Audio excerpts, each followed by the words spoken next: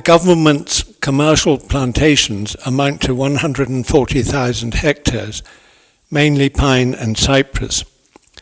They are managed by the Kenya Forest Service, the KFS. These plantations have not been well looked after for many years and are in a poor state. The situation has been made much worse by the obligation, since 2010, to partner with the members of community forest associations under the Plantation Establishment Livelihood Improvement Scheme, PELIS, an ill-conceived, politically correct idea whereby the members of the CFAs become tenants of the KFS, and while planting and tending their food crops on their 1/10 of a hectare, plant and tend the seedlings supplied by the KFS.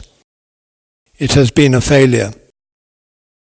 Fomawa has first-hand knowledge of the Koibatek forest on the southern slopes of Mount Londiani and the CFA which goes with it.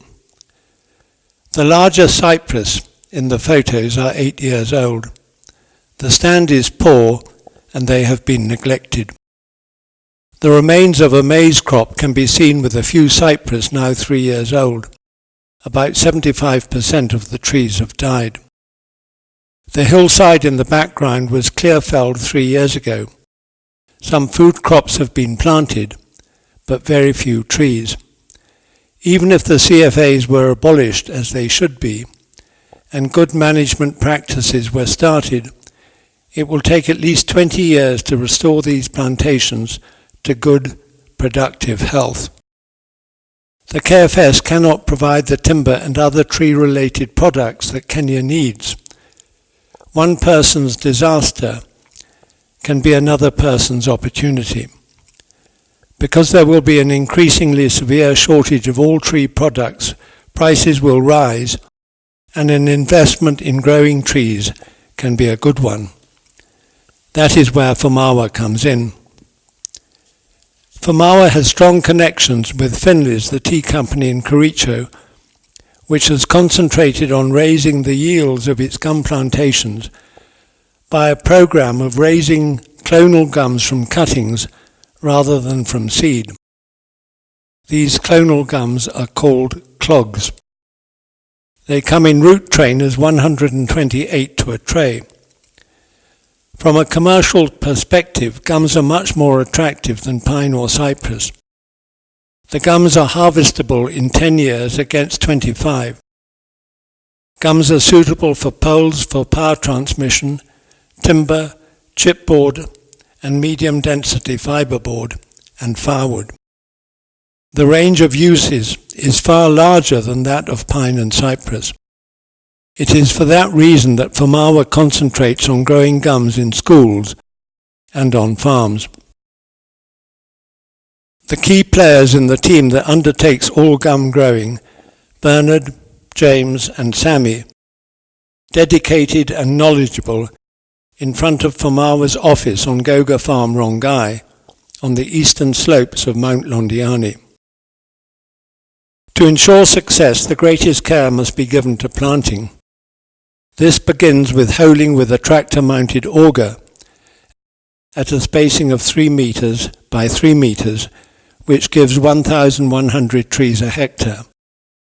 A spadeful of compost is added to the soil, which is then returned to the hole. Bernard is demonstrating how to remove the clog from the root trainer by tapping it with a stick, thus loosening the soil. The clogs are distributed by the children. A handful of fertilizer high in phosphate is mixed with the soil just below root level, and the clog is planted. This clog 1 month from planting is healthy with new shoots. It will be 3 meters tall 12 months from planting. These 2-year-old clogs are 6 meters tall and are able to look after themselves.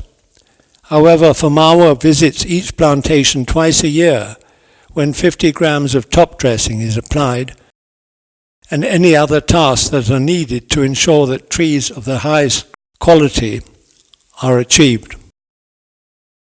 These gums at Tengetcha Primary School are 6 years old. The environment within the plantation has transformed the lives of the children, for it gives them an attractive place for all manner of recreation, playing,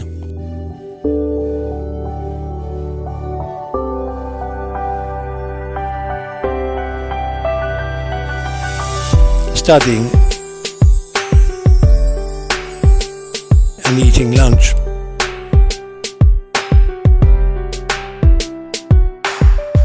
This experience will introduce the children, teachers and parents to the merits of a gum plantation way beyond its commercial value.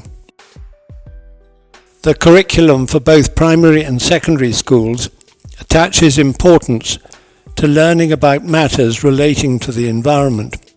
On February the 22nd, 2019, a ceremony was held at the DEB Albergan Primary School, at which 62 teachers were awarded certificates of participation in recognition of their contribution. The photo shows the best 4 out of the 62: Cecilia Karobi, Rose Langert, Charles Ayendi and Patrick Mbogwa. Our grateful thanks to everyone. Moses Tutiok, the deputy head of the Siwat Primary School, in front of the new latrine block, which among other capital projects was built with funds from the sale of trees that were planted with Fomawa's help in 2009. Moses said that the school was very grateful for Fomawa's involvement, which has made them aware of how trees should be grown and has enabled the school to fund capital projects. A second tree planting project is being undertaken in 2019. While great progress has been made in achieving the best standard when trees are planted, we continue to have great difficulty when the trees are ready for the market. We have therefore been holding marketing meetings with the aim of educating growers what their trees should be worth. Kenya is the world's largest exporter of tea, and about 65% of this is grown by smallholders. Tea has been Kenya's best cash crop for some 50 years. The factories which process the tea require a substantial amount of energy to dry the tea. Gum firewood is the preferred source of energy. With a few exceptions, the factories do not have their own gum plantations and buy from farmers, usually through brokers.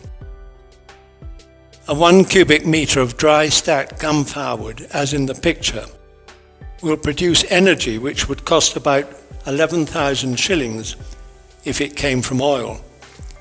Yet the farmer is getting only 2,400 shillings a cubic metre at the farm gate. The Last Mile project, funded by the World Bank, needs 1 million 10-metre gum poles to take power into villages. About 3,000 shillings is paid for such a pole, which has a volume of 1/3 of a cubic metre, say 9,000 shillings a cubic metre, at least 3 times what the farmer gets for firewood. Obviously, the farmer will sell his trees as poles if he can do so, and thus the amount of firewood available for the tea factories will be reduced. These 6-year-old clogs were planted by a farmer with Fomawa's help. When 10 years old, they will meet the specification for poles and will be clear-felled. The farmer will consider that his investment has been a good one and will replant. The farmer says that he does not need any incentive to grow trees. He has the money to do so and will make his own decisions. However, he feels that the government should not get in the way. The rules say that when a grower wants to fell and transport his trees, that he must visit 6 government offices in the correct order, getting a stamp from each. He ends up by getting the permit from the KFS office in Albergan. All this takes time and usually requires the grower to give the stamp holder some inducement. The need for a permit to fell and transport is unnecessary, costly, and obstructive. It should be abolished. A note of approval from the chief should suffice. The income from the sale of trees should be exempt from all taxes. There is concern about climate change. The trees we grow mop up carbon. Is there anyone who would like to reward us for doing so and helping to make the world a healthier place?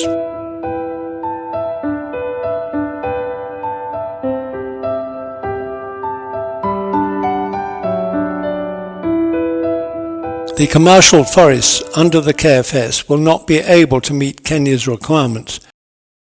Even if the CFAs are abolished, the plantations will not be productive.